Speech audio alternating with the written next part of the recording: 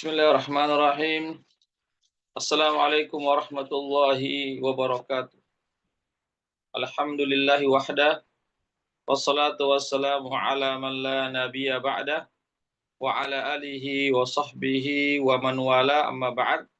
Ikhwatal Islam rahimakumullah. Para peserta kajian fikih yang senantiasa dirahmati Allah. Pertama-tama kita senantiasa memuji Allah subhanahu wa ta'ala dan bersyukur kepadanya atas segala limpahan rahmat dan hidayahnya sehingga pada malam hari ini kita dapat bersua kembali di ruang Zoom dalam kajian fikih. Salawat dan salam senantiasa tercurahkan kepada junjungan kita Nabiullah Muhammad sallallahu alaihi wasallam beserta keluarga dan para sahabatnya, para pengikutnya yang tetap setia berpegang teguh kepada sunnah-sunnah beliau dan para sahabatnya hingga hari kiamat kelak. Amin ya rabbal alamin. Ikhwatal Islam rahimakumullah. Insyaallah pada malam hari ini kita melanjutkan kajian fikih dari kitab Al-Mulakhas Al-Fiqih yang ditulis oleh Syekh Dr. Saleh bin Fauzan bin Abdullah Al-Fauzan hafizahullahu taala, semoga Allah senantiasa menjaga beliau. Sekarang kita masuki pada bab tentang hukum seputar azan dan iqamah.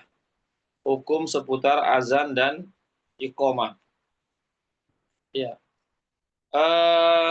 Disebutkan dalam kitab ini bahwasanya salat 5 waktu itu memiliki waktu-waktu yang sudah ditetapkan. Oleh karena itu tidak boleh kita mengerjakannya sebelum masuk waktunya. Ya, tidak boleh kita mengerjakan salat 5 waktu itu sebelum waktunya. Ya. Dan kebanyakan kaum muslimin itu tidak mengetahui waktu salat. Ya, kapan masuknya waktu salat, atau disebabkan karena sibuknya dengan pekerjaannya, aktivitasnya, sehingga tidak memperhatikan waktu-waktu sholat. Oleh karena itulah sehingga Allah Subhanahu wa taala mensyariatkan namanya azan untuk diketahui bahwasanya waktu sholat telah masuk. Ya, jadi azan itu adalah pemberitahuan kepada kaum muslimin bahwasanya waktu sholat itu telah masuk.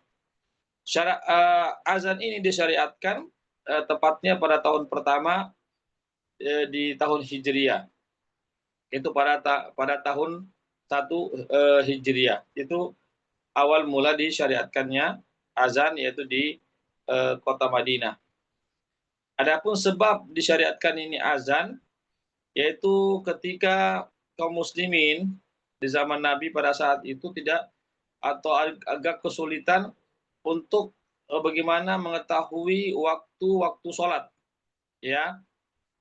Bagaimana caranya agar mereka bisa mengetahui waktu-waktu sholat telah masuk. Maka mereka pun bermusyawarah untuk menentukan tanda masuknya waktu sholat. Ya.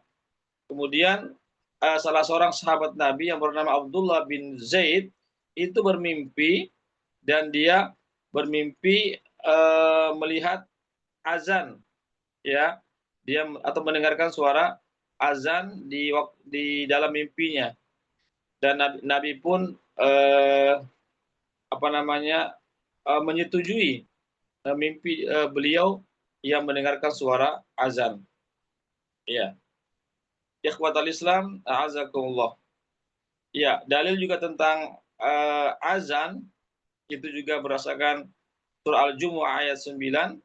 Ya ayyuhalladzina amanu idza nudiya lis-salati min yaumil jum'ati fas'au ila dzikrillahi wa dzarul bai'. Wahai orang-orang yang beriman, apabila kalian diseru untuk melaksanakan salat pada hari Jumat, maka hendaklah kalian bersegera untuk mengingat Allah dan tinggalkanlah jual beli. Ya. Kemudian dalil yang lain dalam surah Al-Maidah 58, wa idza nadaitum ilas salati, dan apabila kalian memanggil untuk melaksanakan sholat. Ya, jadi panggilan azan juga ini juga berdasarkan dari ayat Al-Quran. Kemudian azan dan iqamah itu ada lapat-lapat khusus, ya, yang telah diajarkan oleh Rasulullah Shallallahu Alaihi Wasallam. Yang mana lafaz-lafaznya itu berupa zikir yang berisi apa namanya atau yang mengumpulkan akidah seorang mukmin. Ya, yang mana awal daripada azan itu takbir ya, Allahu Akbar, Allahu Akbar. Allahu Akbar itu memiliki makna pengagungan terhadap Allah Subhanahu wa taala ya. Kemudian setelah itu asyhadu alla ilaha illallah, itu kita menetapkan bahwasanya tidak ada yang berhak diibadahi melainkan hanyalah Allah Subhanahu wa taala. Ya, kemudian asyhadu anna Muhammadar Rasulullah, itu menunjukkan bahwasanya kita harus menetapkan risalah itu milik Nabi kita Muhammad Shallallahu Alaihi Wasallam. Ya, jadi menetapkan keesaan Allah, bahwasanya menetapkan risalah Nabi kita Muhammad Shallallahu Alaihi Wasallam itu kita bersaksi dalam lafaz-lafaz azan tersebut. Kemudian setelah itu apa? Kita mengajak kaum muslimin untuk melaksanakan sholat. Hayya 'alas sholat. Yang mana sholat itu adalah merupakan tiang agama Islam. Kemudian setelah itu hayya 'alal falah, yaitu kita mengajak kepada kemenangan. Artinya orang yang melaksanakan sholat, ya itu akan memperoleh kemenangan. Ya. Kemudian di azan tersebut ditutup dengan takbir. Ya Allah Akbar, Allah Akbar. Ya la ilaha illallah, ya yaitu juga pengakuan bahwasanya tidak ada berhak yang diibadahi melainkan Allah Subhanahu wa taala. Ya, jadi kalimat ikhlas la ilaha illallah itu adalah seabdul zikir dan semulia-mulia zikir atau seutama-utama zikir. Seandainya kalimat la ilaha illallah itu ditimbang dengan 7 lapis langit dan 7 lapis bumi beserta isinya, maka tentu kalimat la ilaha illallah itu lebih berat daripada langit dan bumi itu. Ya. Kemudian telah ada beberapa hadis-hadis dari Nabi SAW tentang keutamaan azan yang menunjukkan bahwasanya orang yang atau juru azan itu akan kelak nanti pada hari akhirat memiliki leher yang sangat panjang nanti pada hari kiamat kelak atau pada hari akhirat kelak. Ya. Ini hadis Muslim, hadis yang sahih. Kemudian azan dan iqamat itu adalah hukumnya fardu kifayah. Fardu kifayah itu adalah apabila sebagian kaum muslimin itu sudah ada yang mengerjakannya, maka gugurlah kewajiban yang sebagian kaum muslimin yang lainnya. Ya, itu yang dinamakan dengan fardu kifayah. Tapi seandainya tidak ada yang melakukannya, satu orang pun tidak melakukannya, maka seluruh kaum muslimin mendapatkan dosa. Jadi azan dan iqamah ini merupakan syiar Islam yang mesti dinampakkan, ya. Dan dia disyariatkan bagi laki-laki, ya, baik dalam keadaan tidak safar atau dalam keadaan safar, untuk khususnya untuk melaksanakan sholat 5 waktu. Ya, bahkan sebuah penduduk yang tidak melaksanakan azan itu bisa diperangi oleh pemerintah kaum muslimin seandainya mereka meninggalkan azan. Ya, karena apa? Karena azan dan iqamah itu adalah termasuk syiar Islam yang mesti dinampakkan, tidak boleh dihilangkan. Ya. Kemudian bagaimanakah sifat atau karakteristik juru azan atau muazzin? Ya, yang pertama hendaklah suaranya itu tinggi, ya, atau suaranya itu panjang. Ya, kenapa? Agar suaranya itu dapat didengar dari jarak yang jauh. Kemudian amanah, ya, kenapa amanah? Karena dia karena dengan adanya azan itu maka orang-orang pun menyangka atau orang-orang pun ikut, ya, mengatakan bahwasanya waktu sholat sudah masuk. Ya, kalau kemudian juga waktu berbuka sudah tiba, waktu iftar juga, ya, waktu apa namanya, waktu berpuasa juga sudah habis misalnya, ya, atau waktu berpuasa juga sudah mulai masuk. Kalau subuh misalnya, kalau iftar yaitu berbuka ketika waktu maghrib sudah masuk. Ya, jadi harus amanah, harus betul-betul dia menjaga, mengkabarkan dengan artinya dia harus azan tepat pada waktunya. Ya, tidak boleh terlambat, tidak boleh juga lebih awal sebelum masuk waktunya.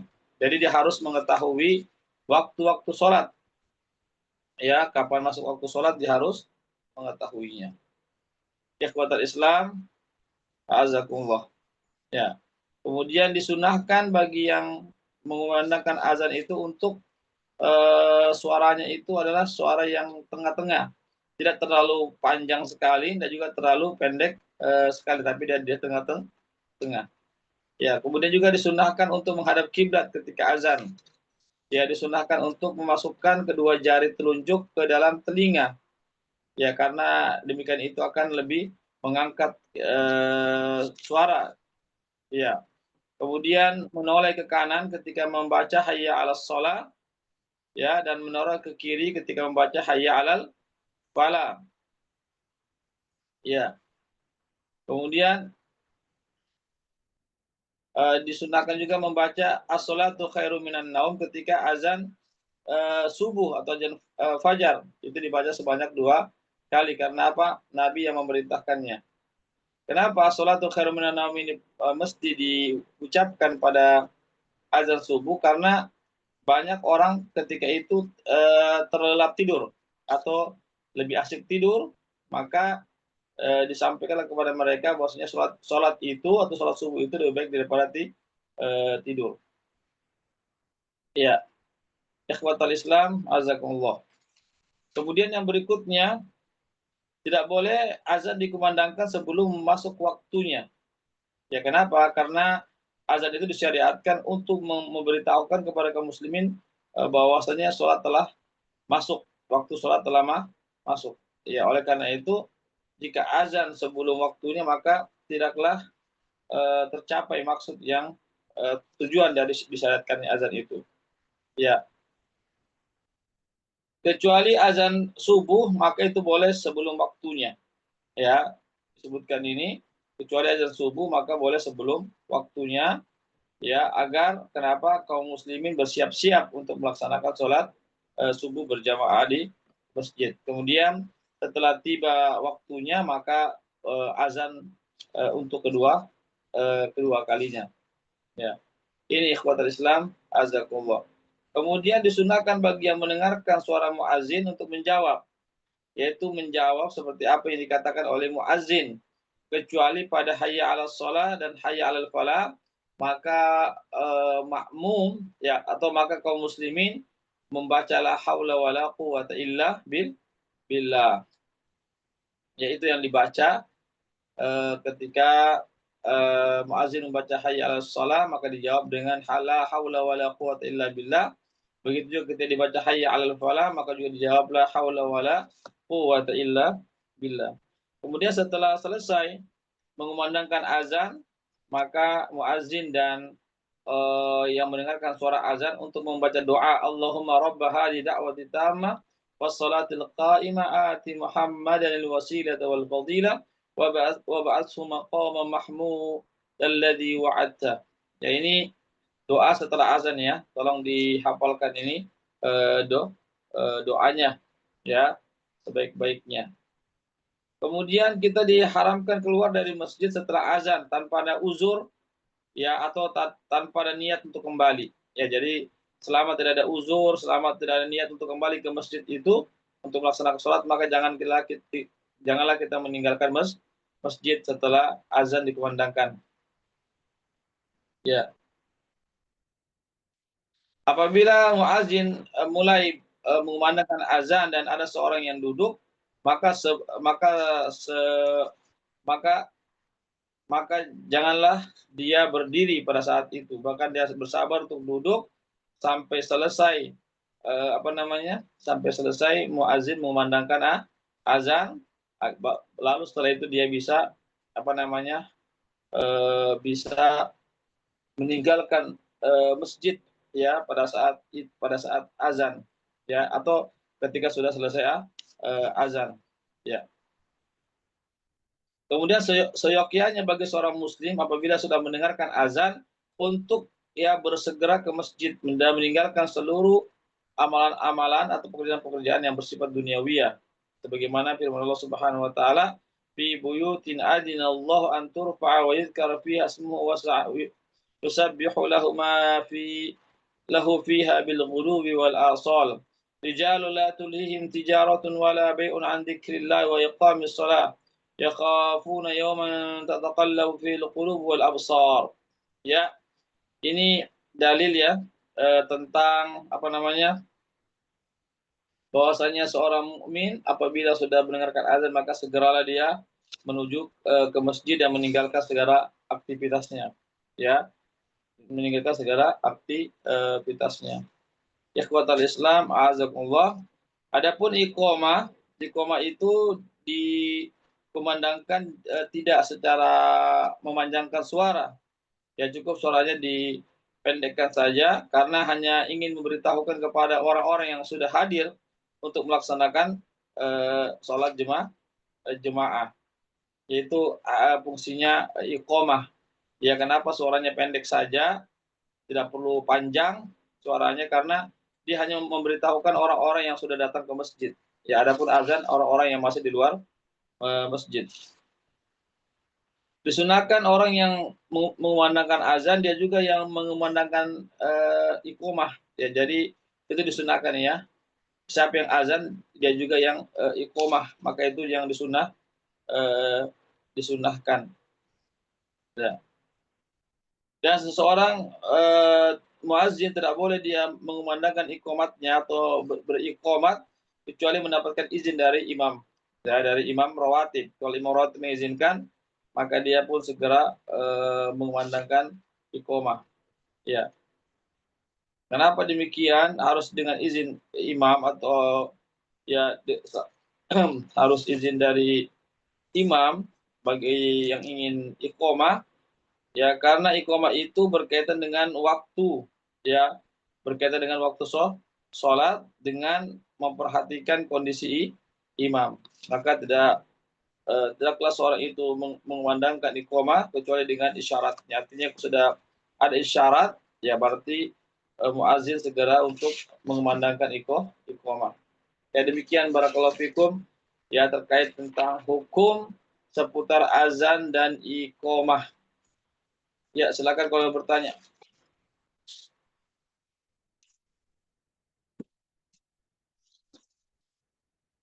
Baik, kalau tidak ada mudah-mudahan ada manfaatnya bagi kita semua. Barakallahu fikum. Ya, semoga kita senantiasa diberikan kesehatan dan kesempatan terus untuk belajar dan mempelajari agama kita ini. Barakallahu fikum. Kami ucapkan sekali lagi jazakumullahu khairan katsira kepada para peserta yang sudah hadir pada kegiatan kajian fikih malam hari ini. Semoga Allah Subhanahu wa taala memberikan taufik dan hidayah dan inayah kepada kita semua. Dan kita juga mengucapkan jazakumullahu khairan katsira para donatur yang sudah berpartisipasi terlaksananya kegiatan kali ini. Semoga Allah Subhanahu wa taala memberikan balasan yang lebih baik. Demikianlah kami akhiri dengan baca doa penutup. Jadi subhanakallahumma bihamdik asyhadu an la ilaha illa anta astaghfiruka wa atubu ilaik. Wassalamualaikum warahmatullahi wabarakatuh.